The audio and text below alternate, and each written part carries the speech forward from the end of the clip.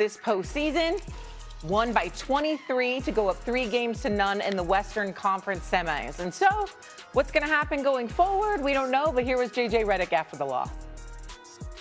The MVP is, 18, 22, 7 of 20 tonight, and they've kicked our ass 3 straight games. They're an incredible basketball team.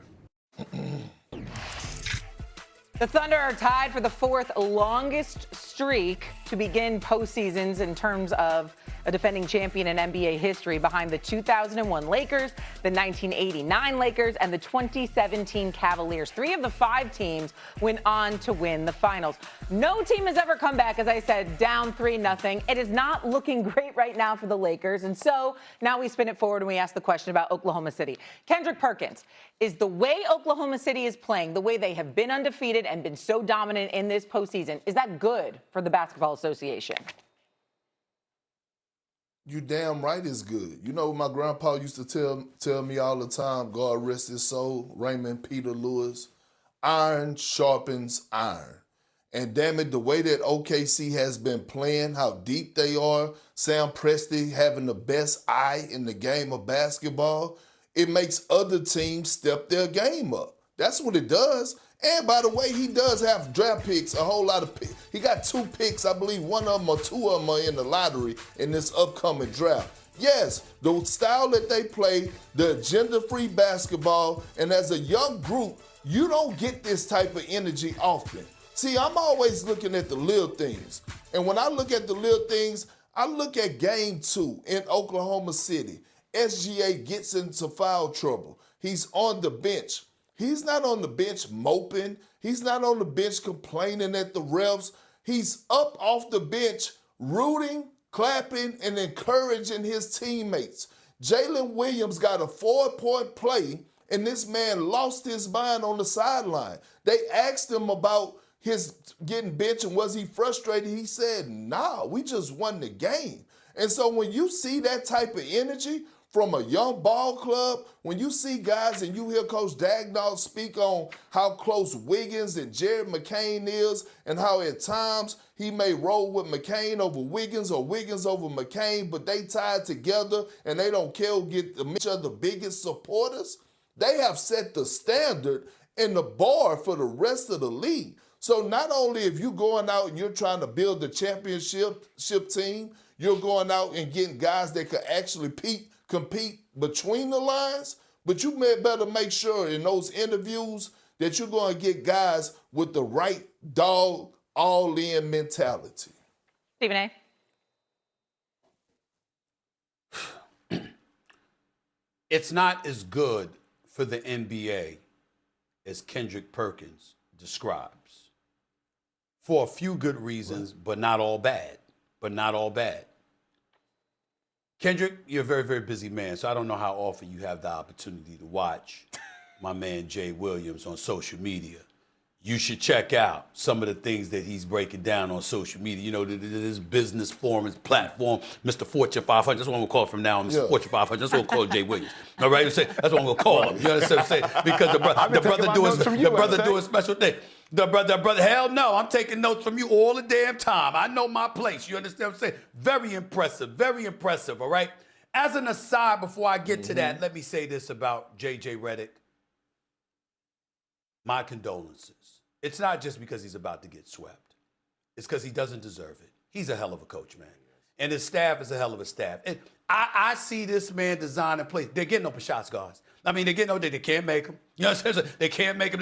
They just can't do it. They just don't have the talent. It's a damn shame because it ain't J.J. Redick's fault. I'm here to tell you right now, J.J. coaches his ass off, and he's doing a hell of a job, and I'm very, very proud of him.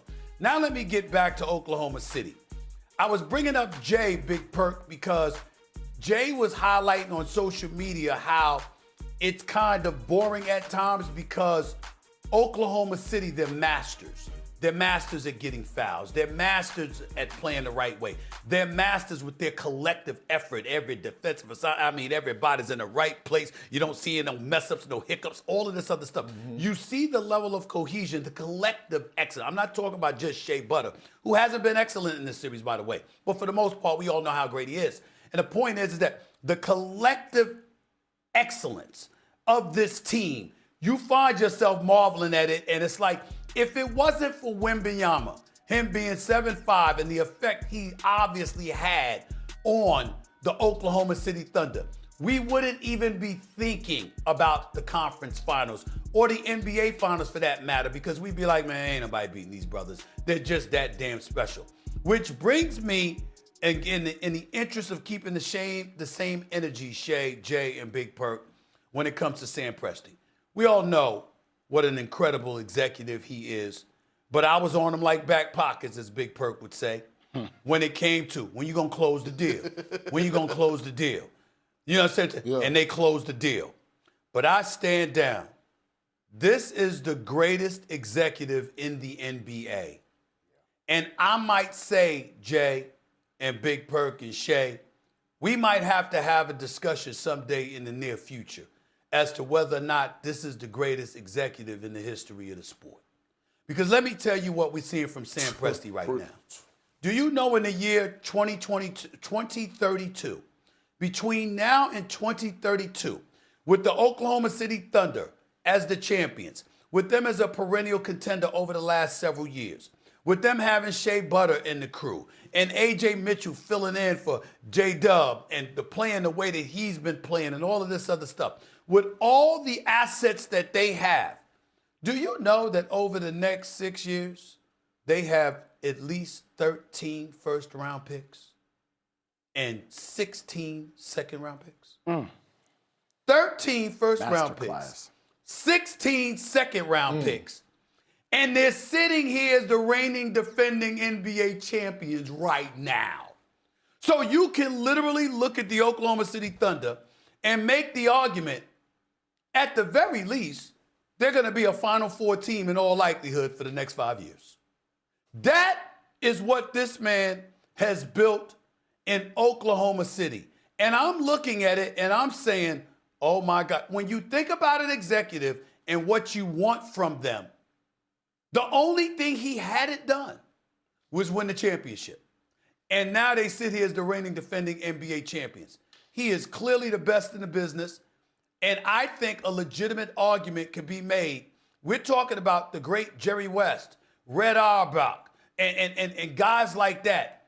I don't know definitively if we can say we have seen an executive do a better job in the history of basketball that this man, I mean, Jerry Krause, yeah, you had Michael Jordan and Scottie Pippen, so you had them to lean on. And it was Horace Grant the first three-peat. It was Dennis Rodman the second three-peat. But when you look at the years that have spanned by, that have gone by, and the collection of talent he has accumulated, while not surrendering draft capital, only building upon that, Sam Presti right now might go down as the greatest executive in the history of basketball. That's who these brothers are playing for right now. And who would have thought? Who the hell heard of Dagnall? Guy can coach. Dagnall's a hell of a coach. Who the hell heard of him? Who thought of him? Sam Presti did. That's who. But he's been that great. I have to stand down. Okay, so Stephen A., do you think, though, this is good for the NBA, the way the Thunder are just demolishing teams? Think about what they've done to the Suns, now the Lakers. But that's what I said, Jay. I said not necessarily as much as Perk says it, because outside of Wembanyama, where's the hope? Now, I got my Knicks, but we all know that's my emotions talking. Damn it, I ain't going to apologize for it. I'm rolling with my Knicks. I'm going down with the ship. But when you talk about an executive that's just doing it, and I mean, if you're the city of Oklahoma City, you literally get to sit back and go like this.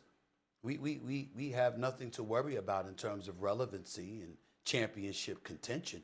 We're pretty much pinned, not penciled, pinned in for the next half decade, at least. That's what they have.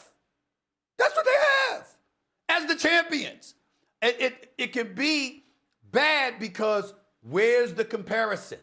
Where's your equal? Where's your nemesis? All we have as hope is Wembanyama. Because after what we saw happen to Minnesota against OKC last year, why would we think it's going to be any better this year? Why?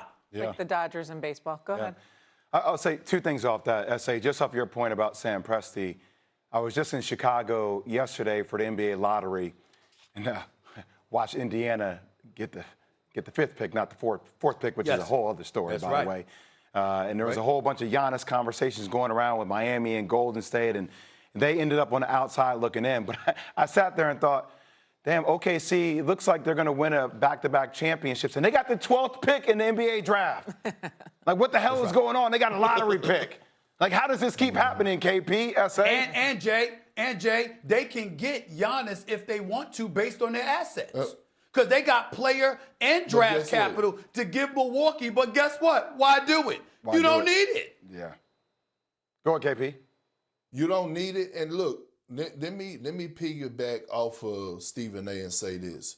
One could argue that he is the greatest story, Sam Presti is, individual story in the NBA. If you think about him losing James Harden, losing Kevin Durant, losing Russell Westbrook, Paul George, hell, losing me. And all of a sudden, hearing the boos throughout the course of the years and turning those boos into cheers, I need y'all to take a real deep dive in what's going on. The Oklahoma City Thunder, how great Sam Presti is as far as evaluating talent, he's also great at the books. And when you think about the books, everybody was saying, man, Shea got maxed out. Chet Holmgren got maxed out. J-Dub got maxed out. But guess what? Sam Presti went out this trade deadline and fleeced the hell out of Daryl Morey and got